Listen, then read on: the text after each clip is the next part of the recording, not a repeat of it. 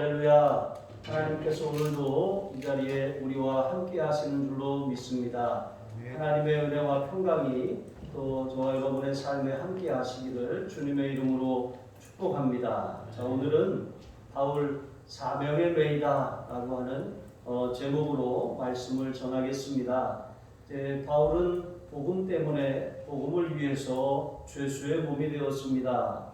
그리고 바울은 5번이나 변론할 기회를 얻어서 5번 변론을 하게 되는데, 첫 번째는 예루살렘에서 체포된 다음에 유대인들 앞에서 한 변론입니다. 그리고 두 번째는 유대 최고 지도자 회의인 산헤드린 앞에서 두 번째로 변론하고, 또 세 번째는 그가 벨릭스 총독 앞에서, 그리고 네 번째는 베스도 총독 앞에서, 그리고 마지막 5번째는 아그리파 왕 앞에서 마지막 변론을 하였습니다. 그런데 이 5번의 변론을 살펴보면 공통된 내용, 공통된 그런 특징을 가지고 있습니다. 내용에 있어서 큰 차이가 없었던 것이죠. 유대교인이었을 때 자신이 율법에 대해서 얼마나 열심을 가졌고, 또 특별히 바리새인으로서 하나님을 다른 영갑자보다 더 열심히 그렇게 섬겼다라고 말합니다. 그래서 그 열심을 가지고 나사렛 예수를 대적하고 복음을 핍박한 자였다고, 그렇게 자신의 지나온 과거를 그렇게 소개하고 있습니다. 그리고 나서 그가 다메섹 도상에서 예수님을, 빛으로 임하신 예수님을 인격적으로 만나게 되었고, 또 이방 선교를 위해서 자기가 택하심과 부르심을 입게 되었다라고 말하는 것입니다. 그리고 그가 전하는 복음도 유대인들이 섬기는, 유대인들 또 자신도 동일하게 섬기는 하나님께로부터 받은 것이지 어디 다른 데서 가지고 온 것이 아니라고 말한 것이죠. 그리고 저들의 말처럼 자신은 이단이나 아니면 성전을 모독하는 자나 그런 것과는 관계없는 것이라고 그렇게 자신에 대해서 항변했습니다. 왜 그러냐면 복음이라고 하는 것은 모세 이전부터 하나님께서 약속하신 그 언약이 성취된 것이기 때문에, 그 성취된 그 구약의 예언을 믿지 않은 저 유대인들의 마음의 완악함이 문제이지 자기 자신이 틀린 말을 하는 것이 아니다라고 그렇게 주장하고 있는 것입니다. 자, 이런 모든 변론을 다 마치고 아그리파 왕이 바울의 말을 듣고 나니까, 바울은 어떤 실정법이나 또 그가 이 법에 저촉할 만한 그런 이 죄를 저지른 것이 없어요. 그러니까 이 사람은 무죄여서 이 풀어주는 것이 마땅하지만 가이사에게, 황제에게 상수하였기 때문에 바울은 이 가이사에게 상수한 것으로 인하여서 그가 로마로 갈 수밖에 없게 되었다라고 말하는 것입니다. 자, 이렇게 그런 무죄 판결을 받았습니다. 무죄 판결을 받고 그렇게 풀려나지 못했지만 하나님의 섭리, 하나님의 계획에 따라서 로마에 가서 복음을 전할 그런 기회를 얻게 된 것입니다. 겉으로 보기에는 그가 왜 로마에 그렇게 포로의 신세가 되어서 끌려가야 했을까? 이런 생각을 할 수 있지만, 거기에는 보이지 않는 하나님의 계획과 섭리가 있었어요. 하나님이 바울에게 로마에 가서 복음을 전하라고 하시는 그 하나님의 명령을 받았기 때문에 그런 것이죠. 자, 그렇게 바울은 가이사랴에서 배를 타고 그레데라고 하는 섬으로 건너갑니다. 자, 이 그레데 섬 미항에 도착해서, 자, 여기서부터 오늘 본문에 읽은 이 사건이 시작되는 것입니다. 오늘 말씀을 통해서 몇 가지 교훈을 살피며 은혜를 나누겠습니다. 첫 번째로, 바울은 항상 하나님의 뜻과 하나님의 인도하심을 구한 사람입니다. 9절에 보면 항해가 지체가 된 거예요. 이 진작에 떠났어야 하는데 항해가 지체가 되고 나서 그때는 금식하는 절기가 찾아왔는데, 금식하는 절기, 유대인의 절기로 대속죄일이라고 합니다. 자, 오늘 우리가 고난주간 이제 오늘부터 한 주간 동안 보내게 됩니다. 이제 다음 주일은 이제 부활주일인데 예수님이 잡히시고 또 재판당하시고 또 고난 받으신 다음에 십자가에서 죽으셨습니다. 그리고 무덤에 장사되셨다가 사흘 만에 이제 살아나시는 것이죠. 자, 그 모든 과정을 통해서 우리가 예수님의 고난에 동참하는 마음으로 한 끼씩 이제 이번 한 주간 동안 금식하시고 또 금식하면 이제 금식 언급을 드리셔서 그것을 모아가지고 이 천안시 기독교 연합회에 이제 사랑의 쌀 나누기 거기에다가 그렇게 후원을 할 예정입니다. 금액이 얼마나 됐든 믿음으로 한 끼 식사 돈을 하나님 앞에 헌금한다 이런 마음을 가지고 이 동참하셔서 예수님의 이 고난에 그렇게 참여하시는 여러분이 되시기를 바랍니다. 자, 어쨌든 이 금식하는 절기가 있는데 대속죄일, 이 속죄일이 이제 지났습니다. 그러니까 유대력으로는 이제 7월 10일 속죄일을 말하는 것인데 태양력으로 이것을 바꾸면 9월과 10월, 그러니까 가을에 해당하는 그런 때인 것이죠. 자, 그런데 벌써 지금은 이제 11월이 가까이 온 그런 상황이라 이제 겨울을 맞이하는 거죠. 지중해에서 겨울에 당시의 목선으로 항해를 한다라고 하는 것은 상당히 위험한 일입니다. 북동풍이 불어오고 또 태풍도 겨울에 자주 일어나기 때문에 그 겨울에는 되도록이면 항해를 하지 않는 것이 원칙입니다. 그래서 바울은 이제 미항에서 떠나지 말고 여기서 겨울을 납시다라고 이렇게 주장했던 것이죠. 그래서 10절에 보면 바울이 그들에게 권면하면서 이렇게 말합니다. 만일 무리하게 항해를 강행하게 되면 이 하물도 잃고 배도 잃고 또 배에 탄 사람들의 생명에도 아주 심각한 타격을 입을 수 있습니다. 그러니까 여기서 겨울을 납시다. 이렇게 경고했던 것입니다. 그런데 11절 보시면 백부장은 바울의 말보다 선주나 선장의 말을 더 이제 믿고 항해를 이제 강행한 것이죠. 바울은 사실 이게 죄수의 신분입니다. 이제 로마로 압송되는 상황이고 또 선장이나 선주 같은 뱃사람들은 그들은 바다에서 잔뼈가 굵은 사람들이죠.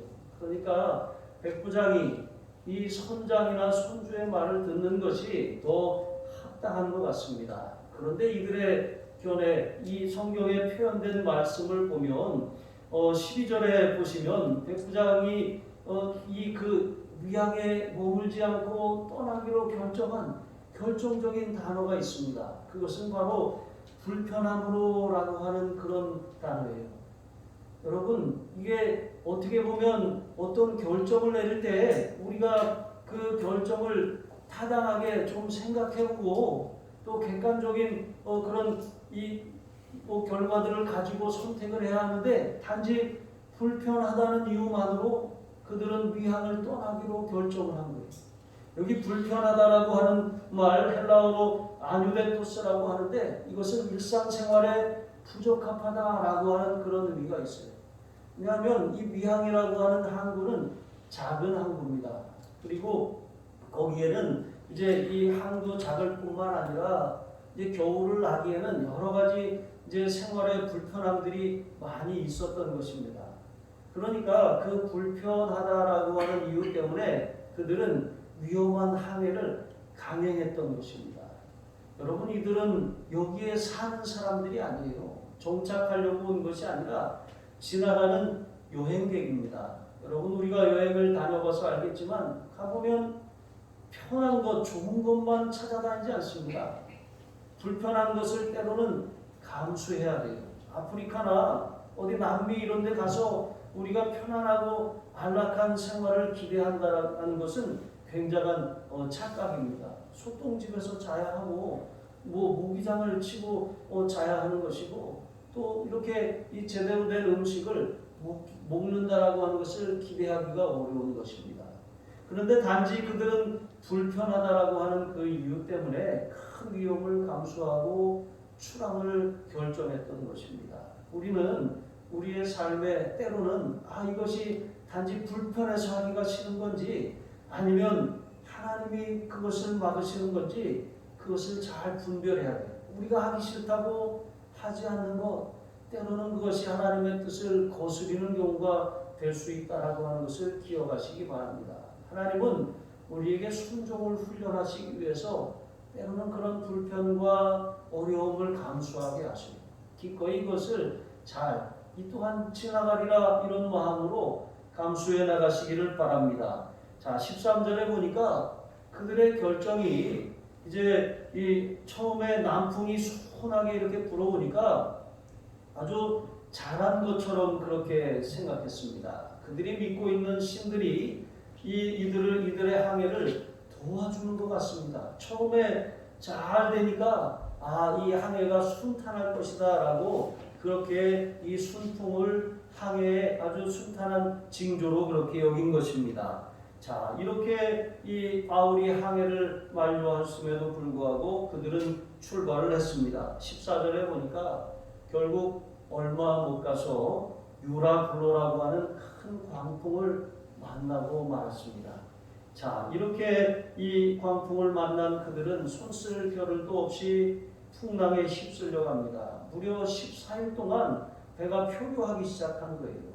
딱 이렇게 이 사투를 벌였지만 화선지경에 이르고 이제 죽을 날만 기다리고 있는 그런 처지가 되고 만 것입니다. 하나님의 뜻을 거슬려 행하면 처음에는 순풍이 불어서 잘 되는 것 같습니다. 그런데 우리 예수 믿는 사람들은 하나님의 뜻을 거역하고 갔다가 잘 되는 꼴을 못 봤어요. 처음에는 순풍이 불어서 야 이거 잘 되겠다 이렇게 생각하고 좋아할 일이 아닌 것입니다. 가봐야 하는 것이죠. 그래서 하나님께서 우리의 삶에 보여지는 그런 잠깐의 형통함으로 인해서 우리가 좋아하는 것도 잠깐 다시 이러한 유라굴로와 같은 그런 풍랑을 예비하신다는 사실을 깨달으시기 바랍니다. 하나님께서 우리를 사랑하시기 때문에 결국 징계를 통해서라도 바른 길로 이끄시는 거예요. 억지로 거슬러 가려고 할 것이 아니라 하나님께서 막으신다면 멈춰야 되는 게 정상인 것입니다. 그런데 그들은 정말 하나님이 막으시는 그 음성을 알지 못하고 그렇게 잘못된 선택을 하고 말았던 것입니다. 만약에 우리가 잘못된 길로 계속해서 가는데도 하나님이 그것에 대해서 막지 않으신다면, 징계가 없다면 여러분 참으로 그것은 더 두려운 일입니다. 분명히 우리의 양심에 이렇게 하면 안 되는데 이렇게 하면 안 되는데 그러면서도 계속 가는데 아무 문제가 없어요. 어쩌면 그 이후에는 징계가 아니라 심판만 남았을 수도 있다는 사실을 우리가 두려워해야 할 줄로 믿습니다. 로마서 1장 28절 말씀에 보시면 또한 그들이 마음에 하나님 두기를 싫어하며 하나님께서 그들을 그 상실한 마음대로 내버려 두사 이렇게 말씀하셨어요. 그러니까 계속해서 하나님께서 마음에 말씀하시는데 하나님을 마음에서 자꾸 밀어내요. 하나님이 양심에 말씀하시는 음성을 듣지 않아요. 계속해서 듣지 않고 밀어내면 하나님은 이렇게 말씀하시다가 이제는 그냥 내버려 두는 거예요. 하나님을 잃어버린 마음으로 살아가는 것입니다. 그래서 마치 방향을 잃고 또 목적지를 잃은 표류하는 배처럼 계속해서 떠밀려 다닐 수밖에 없는 인생이 시작되는 것입니다. 바울은 하나님의 뜻, 하나님의 인도를 구하면서 살았어요. 성령께서 그의 걸음을 지금까지 인도하셨어요. 심지어 죄수의 몸이 되어 로마로 가는 그 상황까지도 그것은 하나님의 계획과 섭리를 따르는 것이었지 어떤 다른 자신의 그런 계획이나 야망을 위해서가 아니었습니다. 하지만 우리는 이 바울과 같이 그렇게 하나님의 뜻, 하나님의 인도를 구하지 못할 때가 종종 있다라고 하는 것입니다. 두 번째로, 위기 앞에서 바울은 잠잠히 하나님만 바라보았습니다. 15절 말씀해 보시면 배가 거센 바람에 밀려서 더 이상 이렇게 조종할 수 없는 상황이 되어버렸습니다. 결국 바람이 부는 대로 떠밀려가는 인생이 되어버리고 마는 것입니다. 자, 이렇게 하나님 없는 인생이 이와 같습니다. 풍랑을 만납니다. 풍랑을 만났는데 어떻게 할 도리가 없어요. 이것을 막을 방법도 없고 또 그냥 그 바람에 떠밀려 가는 거예요. 나는 이렇게 살고 싶지 않은데 계속 그 세파에 밀려서 어디까지든 한없이 떠밀려 가고 마는 것입니다. 여러분, 주님이 함께 하시는 항해, 예수님이 선장이 되시는 항해만이 우리가 정말 주님이 정하신 목적지에 이룰 수 있다는 사실을 기억하시기 바랍니다. 16절, 17절 말씀해 보시면 가우다라고 하는 작은 섬을 지나갑니다. 그런데 간신히 이제 고룻배를 끌어올리고 밧줄로 선체를 이렇게 동여맸습니다. 하지만 이제 배를 여전히 조정할 수 없어서 바람이 부는 대로 그냥 내어 맡길 수밖에 없었던 것입니다. 여러분, 여기에 지혜가 있습니다. 우리가 혹여 잘못된 선택, 불순종으로 떠밀려가는 상황에 그렇게 직면했을 때, 에이 모르겠다, 에라 모르겠다, 이렇게 하라는 것이 아니라 정말 우리가 이 잘못된 길을 선택했음을 깨닫고 잠잠히 하나님을 바라봐야 돼요. 우리의 힘으로 어떻게 벗어보려고 발버둥 칠 것이 아니라 하나님만 바라보아야 하는 것입니다. 무언가를 하려고 자꾸 발버둥 치지 마시고 그냥 그 자리에 멈춰서 우리가 지나온 삶을 되돌아보는 거예요. 내가 무엇을 잘못 선택했고 어디서부터 내 믿음이 떨어졌고 어디서부터 하나님의 뜻, 하나님의 인도가 아니라 잘못된 길로 들어서게 되었는지 멈춰서 잠잠히 하나님을 바라보아야 하는 것입니다. 이 시편 46편 10절에 보시면 이르시기를 너희는 가만히 있어 내가 하나님됨을 알지어다. 내가 문나라 중에서 높임을 받으리라. 내가 세계 중에서 높임을 받으리라 하시도다. 비록 잘못된 길로 가다가 풍랑을 만났다고 할지라도 우리는 멈춰서 그 선자리에서 잠잠히 하나님을 다시 바라보아야 할 줄로 믿습니다. 될 대로 되라가 아니라 하나님 앞에 다시 하나님을 향해서 그렇게 바라보며 하나님의 인도를 구해야 하는 것입니다. 18절과 19절에 보면 이제 풍랑을 만난 지 이틀이 되니까 더 이상 버틸 수가 없는 상황이 됐어요. 그래서 이 암초나 그런 이 모래톱에 배가 이제 좌초가 될까봐 이제 짐들을 버리기 시작합니다. 그렇게 그들이 싣고 갔던 짐들이 무엇입니까? 이게 다 돈이에요. 이것을 물건을 이제 무역하는 것이죠. 이쪽 이제 선주나 또 선장은 그 물건들을 이쪽에서 싣고서 저쪽에다 갖다가 주는 거예요. 그리고 운임을 받는 것입니다. 이게 다 돈이에요. 그러니까 그들이 항해를 강행했던 이유도 이것을 제때 갖다 줘서 제대로 된 그런 이 운임을 받으려고 했었던 것이죠. 이게 지체가 되었기 때문에 늦게 가면은 소용이 없어지는 거예요. 그래서 억지로라도 가려고 했었던 것이지만 이제 풍랑을 만나고 나니까 그게 아무런 소용도 없는 거예요. 그래서 그것들을 버리기 시작하는 것입니다.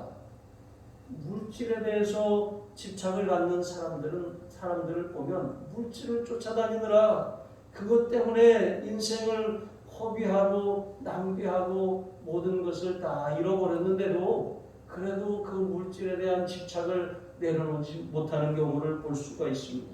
결국은 세파에 밀려다니다가 침몰할 수밖에 없는 것이죠. 우리가 붙들어야 될 주님을 붙들지 아니하고 다른 어떤 것이 우리의 인생을 책임지는 것처럼 그렇게 살다가 떠밀려다니다가 침몰할 수밖에 없음을 깨달으시기 바랍니다. 20절 말씀해 보시면 이제 여러 날 동안 해도 보이지 않고 별도 보이지 않습니다. 그런데다가 풍랑의 기세가 가라앉을 기미가 전혀 없습니다. 구원의 요망조차 다 사라져 버렸습니다. 이제 우리가 어떻게 한 섬에 걸리거나 이제 살겠지라고 하는 그런 조금의 기대도 없어지게 된 것입니다. 여러분, 그런데 우리 사람의 모든 기대와 소망이 끝난 그때가 하나님이 역사하실 때임을 여러분 기억하시기 바랍니다.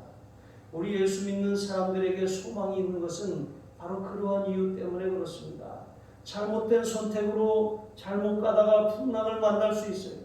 그 풍랑에 떠밀려서 여기저기 이리저리로 원치 않는 곳으로 떠밀려 가다가 그렇게 살 수도 있습니다.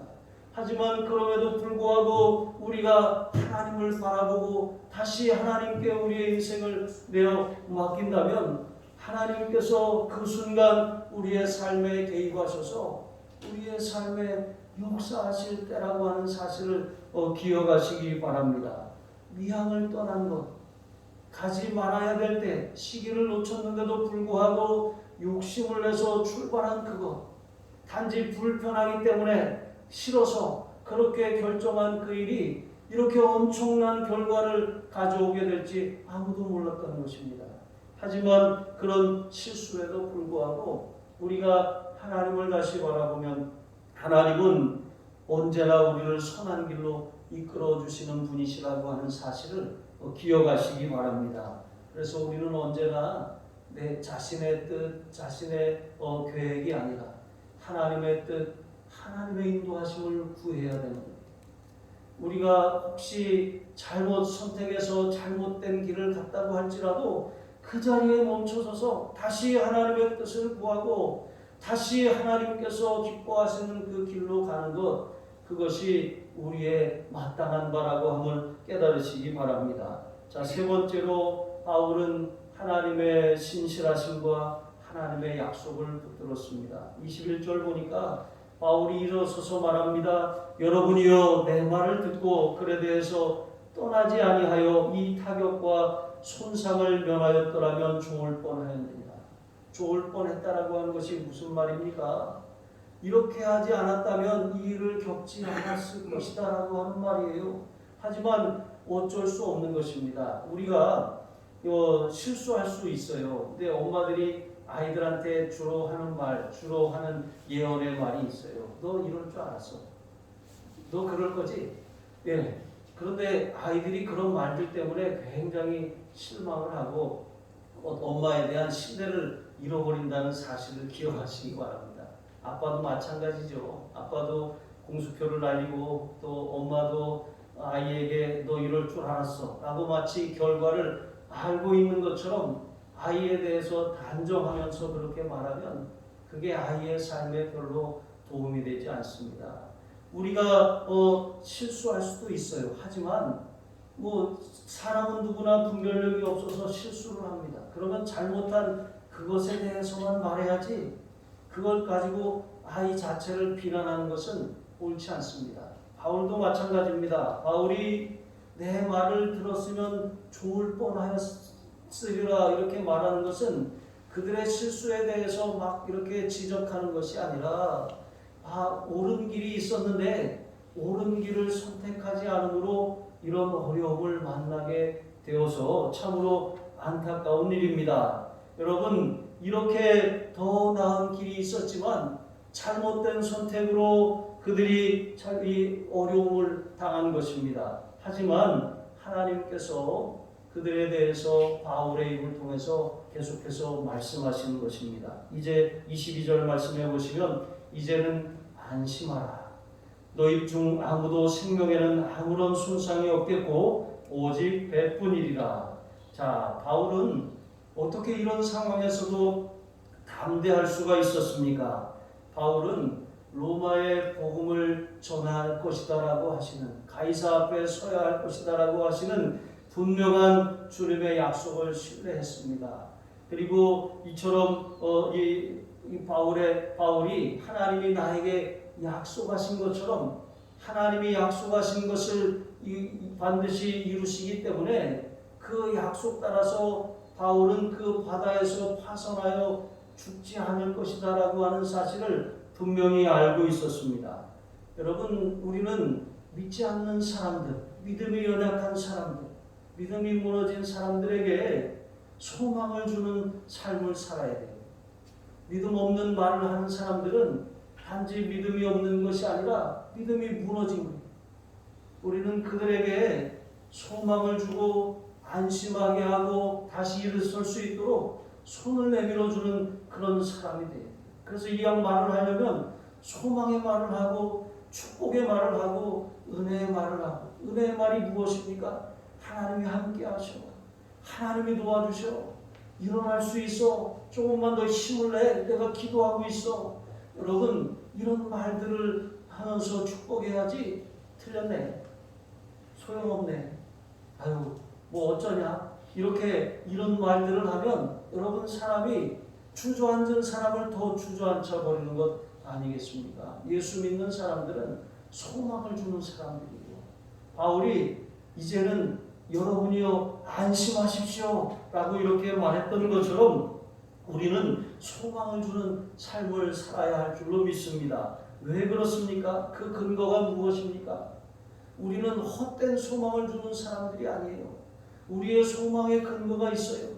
우리가 큰 소리치는 그런 믿는 구석이 있습니다. 바울을 보십시오. 23절과 24절 말씀에 보시면 이제 하나님의 사자가 어젯밤에 곁에 서서 말했다고 합니다. 바울아, 두려워하지 말라. 내가 가이사 앞에 서야 하겠고 또 하나님께서 너와 함께 항해하는 자를 다 내게 주셨다. 그러니까 바울은 사명이 있어요.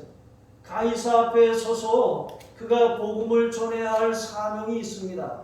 그리고 뿐만 아니라 하나님께서 바울과 함께 배에 탄 사람들을 바울에게 주셨다라고 하는 그런 약속을 천사를 통해서 말씀하셨습니다. 하나님이 주신 약속입니다. 바울에게는 아직 하나님이 주셔서 감당해야 될 사명이 있어요. 사명이 있는 사람은 죽지 않습니다. 여러분, 우리가 살아있다라고 하는 것은 우리에게 사명이 있다라고 하는 거예요. 해야 할 일, 감당해야 될 하나님의 명령이 우리에게 주어졌다라고 하는 것입니다. 그런데 만약에 우리가 우리의 생을 오늘 밤에라도 마감해야 한다면 우리의 사명이 다른 거예요. 하나님께서 우리에게 주신 사명을 빨리 찾아서 그것을 잘 감당하고 우리의 인생을 낭비하지 말아야 되는 이유가 거기 있는 것입니다. 자, 이렇게 사명이 있는 사람은 결코 죽지 않습니다. 어떤 유라굴로와 같은 광풍을 만난다고 할지라도 하나님이 위기 가운데 건져주시고 보호해주시는 것이죠. 그리고 뿐만 아니라 하나님께서 바울과 함께 행선한 사람들의 생명을 바울에게 주셨다라고 말씀하셨습니다. 그들은 이 죽을 이유가 없는 것이죠. 그래서 바울은 하나님의 약속에 근거해서 소망의 말을 사람들에게 주며 위로할 수 있었던 것입니다. 여러분, 우리가 다른 사람을 위해서 기도하고 다른 사람들을 위해서 정말 하나님 앞에 호소하면 하나님이 우리의 기도를 들으셔요. 우리의 손에 우리 주변 사람들이 달려 있습니다. 아브라함은 소돔성과 고모라성이 불과 유황으로 심판당하기 전에 하나님이 천사들을 통해서 그 위기를 알게 하셨어요. 아브라함은 그 소식을 듣고 기도하며 하나님 앞에 나아가지 않았습니까? 하나님, 악인과 함께 의인을 멸하려 하십니까? 이 성에 의인 50이 있다고 할지라도 이 성을 심판하려 하십니까? 하면서 10명이 있어도 이렇게 마지막까지 기도하면서 붙들었습니다. 왜 그렇습니까? 그 소돔성에 사랑하는 조카 롯과 그 가족들이 있기 때문에 그렇습니다. 여러분, 하나님께서 우리의 손에 우리 주변 사람들을 붙여주셨어요. 우리의 책임입니다. 복음을 전할 책임도 우리에게 있고 그들을 위해서 기도할 책임도 우리에게 있습니다. 여러분이 저에게 여러분의 소식을 알려주면 저는 그 소식은 그냥 듣고 흘려버리는 것이 아니라 저에게 기도 제목이 되는 것입니다. 그것을 놓고 기도하게 되는 거예요. 그래서 부지런히 알려주셔야 돼요. 혼자 끙끙 앓지 마시고 빨리 알려주셔야 되는 거예요. 그래야 기도할 수가 있는 것입니다. 여러분, 저에게 여러분이 책임이기 때문에 그런 것입니다. 이와 마찬가지로 하나님이 바울의 손에 그들을 붙여주셨어요. 12전도대를 예수님이 파송합니다. 마태복음 10장 28절과 29절에 보시면 제자들을 보내시면서 예수님이 말씀하셨어요. 몸은 죽여도 영혼은 능히 죽이지 못하는 자들을 두려워하지 말고 오직 몸과 영혼을 능히 지옥에 멸하실 수 있는 이를 두려워하라. 참새 2마리가 한 아사리온에 팔리는 것을 알지 못하느냐. 그러나 너희 아버지께서 허락하지 아니하신다면 그 하나도 땅에 떨어지지 아니하리라. 그러나 너희가 참새보다 귀하지 아니하냐. 여러분, 사명이 있는 사람은 죽지 않아요. 하나님께서 사명을 감당하는 그런 사람들을 눈동자같이 지키시고 보호해 주시고 계시는 것입니다. 뿐만 아니라 그로 인해서 그와 함께한 사람들의 생명을 보전해 주시는 분이신 줄로 믿습니다. 자, 이렇게 그들은 당연히 죽을 수밖에 없는 상황에 놓여 있었지만 하나님은 바울을 인해서 그 사람들을 살려주신다고 약속하셨습니다. 베드로전서 2장 9절에 보면 베드로 사도가 이렇게 말합니다. 너희는 택하신 족속이요 왕같은 제사장들이요 거룩한 나라요 그가 그의 소유된 백성이니. 여러분, 제사장이라 그랬어요. 왕같은 제사장. 왕은 통치자입니다. 제사장은 하나님 앞에 백성을 대변하는 사람입니다. 우리가 왕같은 제사장이라고 하는 것은 우리가 세상을 믿음으로 다스릴 뿐만 아니라 하나님 앞에 우리가 우리의 주변 사람들을 위해서 중보할 때 하나님은 우리의 기도를 들으시고 우리를 통해서 일하신다라고 하는 사실입니다. 구약시대에도 제사장들이 타락하고 제사장들이 무너지면 나라가 타락하고 나라가 무너지고 백성들이 도탄에 빠졌어요. 근데 이 제사장들이 다시 겸비하고 하나님의 말씀으로 돌아오고 자신을 성결하면 하나님이 다시 그들을 통해서 백성들의 죄를 사하고 또 예루살렘을 축복하신 것을 볼 수가 있습니다. 여러분의 손에 달려 있습니다. 왕같은 제사장, 우리가 하나님 앞에 어떻게 사느냐에 따라서 우리 주변이 거룩하게 되고 구별되고 하나님의 축복을 누릴 수도 있지만 우리가 무너지고 우리가 타락하면 교회가 무너지고 성도가 무너지면 세상이 무너지는 거예요. 교회가 일어나고 다시 회개하고 각성하고 성도가 하나님의 뜻대로 빛으로 소금으로 살면 우리 주변이 살아나는 거예요. 그 거룩한 성도가 기도하기 시작할 때 하나님의 역사가 주변 지역에 일어나는 줄로 믿으시기 바랍니다. 25절 26절 그러므로 여러분이여 안심하라. 나는 내게 말씀하신 그대로 되리라고 하나님을 믿노라. 여러분, 이 말씀을 암송하시기 바랍니다. 그러므로 여러분이여 안심하라. 나는 내게 말씀하신 그대로 되리라고 하나님을 믿노라. 그러므로 여러분이여 안심하라. 나는 내게 말씀하신 그대로 되리라고 하나님을 믿노라. 여러분, 우리는 하나님의 신실하심을 믿고 하나님의 약속에 신실함을 믿는 사람들입니다. 하나님이 말씀하셨다면 반드시 그렇게 되는 것이죠. 하나님의 약속을 붙들면 우리는 어떤 위기와 어떤 상황 가운데서도 안심할 수 있습니다. 요동하지 않고 흔들리지 않을 수가 있는 것입니다. 여러분, 우리가 언제나 하나님의 뜻, 하나님의 인도하심 아래 거해야 돼요. 그런데 살다 보면 또 꼭 그렇지만은 않아요. 하나님의 뜻을 놓치고 하나님의 길을 벗어날 때가 있어요.